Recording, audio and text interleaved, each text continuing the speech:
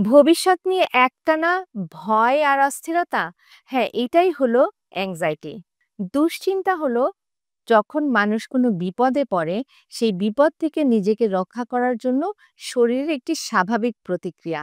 কিন্তু যখন কোনো ব্যক্তি অদৃশ্য ভয় আর অজানা অস্থিরতায় সব সময় ডুবে আছে, তখনই সেটাকে আমরা অ্যাংজাইটি বলবো।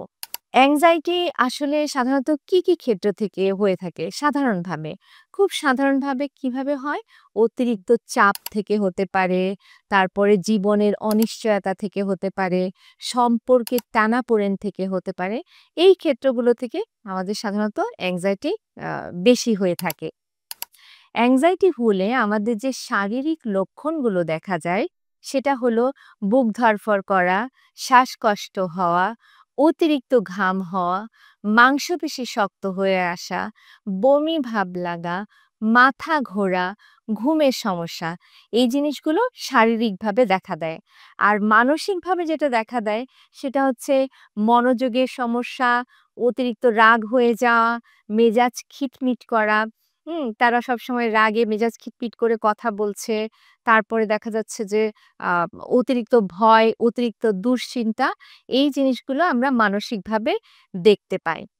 এখন প্রাথমিকভাবে অ্যাংজাইটিকে ম্যানেজ করার জন্য আমরা কি করতে পারি? প্রাথমিকভাবে আমরা কিছুক্ষণ গভীর শ্বাস-প্রশ্বাসের ব্যায়াম করতে পারি। অর্থাৎ ৪-৭-৮ এই পদ্ধতিতে করতে পারি। ৪ গুনতে আমরা নাক দিয়ে নিঃশ্বাস নেব। ৭ গুনতে নিঃশ্বাসটি ধরে রাখবো এবং ৮ গুনতে নিঃশ্বাসটি মুখ দিয়ে ছেড়ে দেব। এছাড়া আমরা শরীরকে একটু হালকা স্ট্রেচ করে শরীরের অস্থিরতাটা দূর করতে পারি।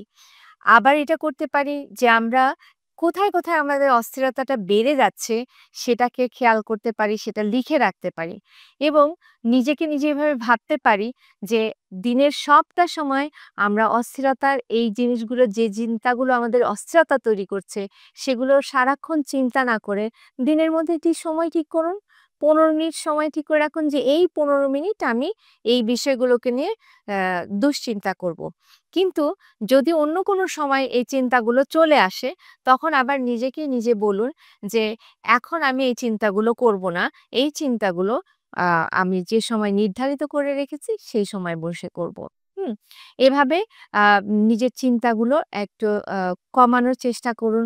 নিজের চিন্তাগুলোকে বাস্তবসম্মত ভাবে করার চেষ্টা করুন। হ্যাঁ?